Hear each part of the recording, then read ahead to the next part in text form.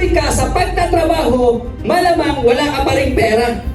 Ilang taon ka nang nagtatrabaho, wala pa rin nagbabago sa buhay mo. Guys, anong pag-iisipan mo sa opportunity? Nakita mo na yung ganda ng transformation ng buhay ko na dating security guard dito nakarating sa iba't ibang bansa. Dahil sa opportunity na to. Ano ang pag-iisipan mo? Tama? Kung may pag-iisipan ka, dapat yung trabaho mo. Tama ba?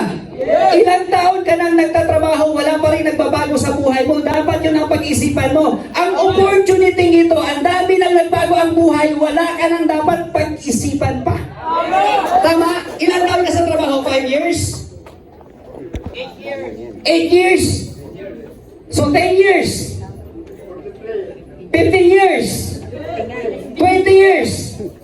Ang tanong, may ipon, may pira? Wala. Dapat yan ang pag-isipan mo, hindi ang opportunity nakita mo. Tama? Guys, ang ganda ng opportunity. More than 20,000 nagiging milyonaryo. Every week, mayroong 3 milyonaryong ginagawa ang kumpanyang to. Kaya hindi mo na dapat pag-isipan to. Tama? Tama o tama? Meron naman sa trabaho, 1 year pa lang sila. Meron 4 years, may 3 years. Tama? May 2 years. Tama ba? Yung mga bagong empleyado, tama ba?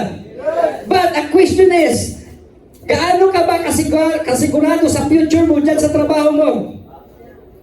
Bibigyan ko kayo ng idea. Ang future mo, ito yung nagtrabaho ng 5 years. Kung meron sa trabaho mo ngayon, nagtrabaho ng 5 years, tanungin mo kung may pira o wala. Pag sinabi yan wala, yan ang future ninyo. Tama.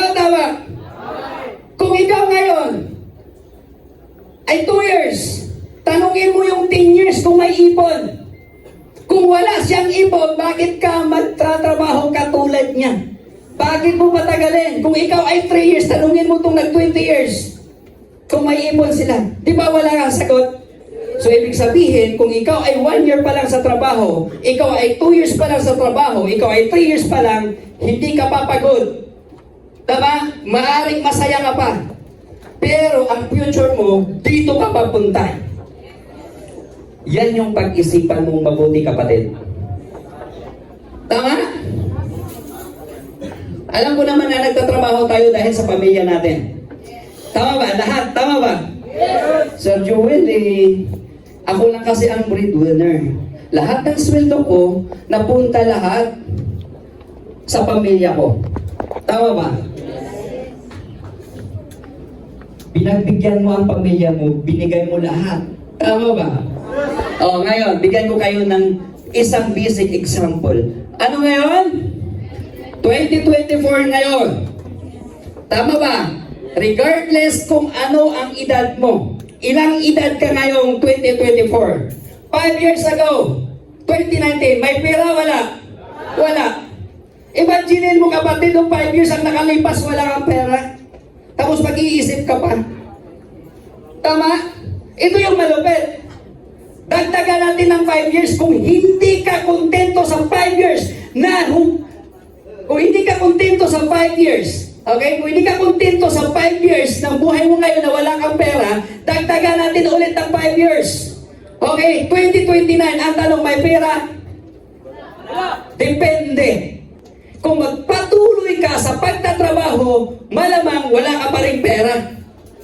Pero kung ang opportunity ito, i-grab mo ngayong gabi, after 5 years, imposibleng hindi ka magkakapera. Tama? Kaya pag-isipan yung mabuti. Ito pa, guys, ito yung dapat huwag kong gawin. O sige, sasali na ako, Sir Joel. Sasali na ako, Coach. Pero pag-ipunan ko muna. No, wag. Ilang taon ka na sa trabaho, wala kang ipon, oh. Tama? Kailan ka pa makapag-ipon? Kaya wag mo nang pag-ipunan to. Okay? Okay po ba yun? Mga first timer? Huwag na tayo mag-ipon. 5 years na nakalipas sa buhay mo, wala kang ipon. Tama?